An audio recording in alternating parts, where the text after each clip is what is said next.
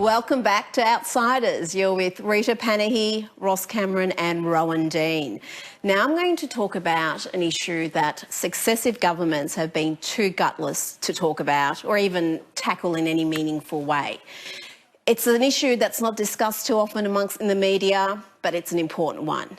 And it's about the killing of protected and endangered species in Australian waters.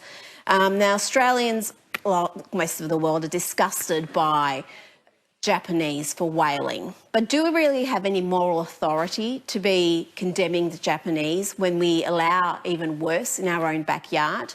Now, I'm going to throw to a clip and tell you what we're talking about here.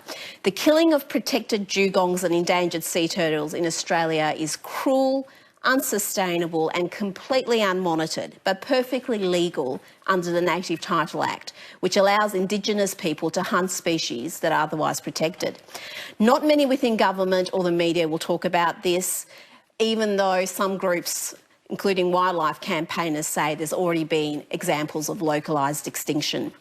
The use of modern boats and weaponry to catch untold numbers of dugongs and sea turtles that often suffer slow, torturous deaths is a national disgrace. The footage of giant sea turtles being flipped on their back and cut up while still alive makes your stomach turn, as do images of docile dugongs, including mothers and calves, being killed. There are no quotas, no records kept on the numbers of animals killed by traditional hunters. And just like Japan, the slaughter is justified on the grounds of tradition and culture. Well, you know what? No culture should be immune from progress.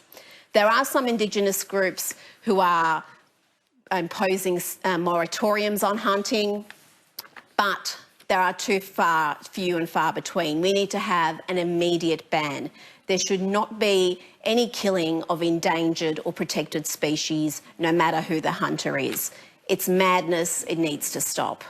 Now, guys, are you even aware of this issue? It's one that, much as Australians are animal lovers, we campaign about the dolphin slaughter, the whaling slaughter, but this happens in our own backyard, and not many people even.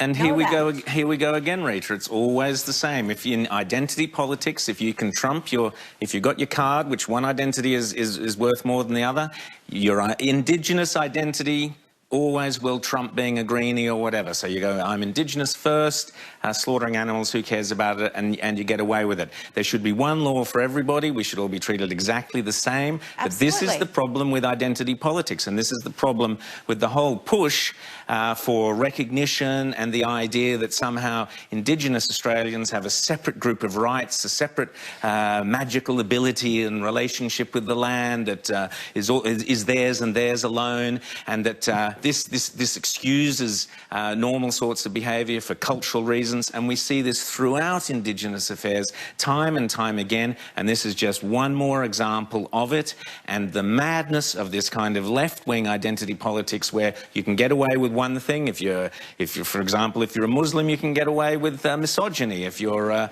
Indigenous, you can get away with slaughtering turtles. It's crazy. We've actually got an endangered species commissioner, someone who's paid a government wage, who doesn't discuss this, who doesn't really do anything meaningful to tackle it. People who campaign in this area to save dugongs and sea turtles from extinction say he's utterly hopeless.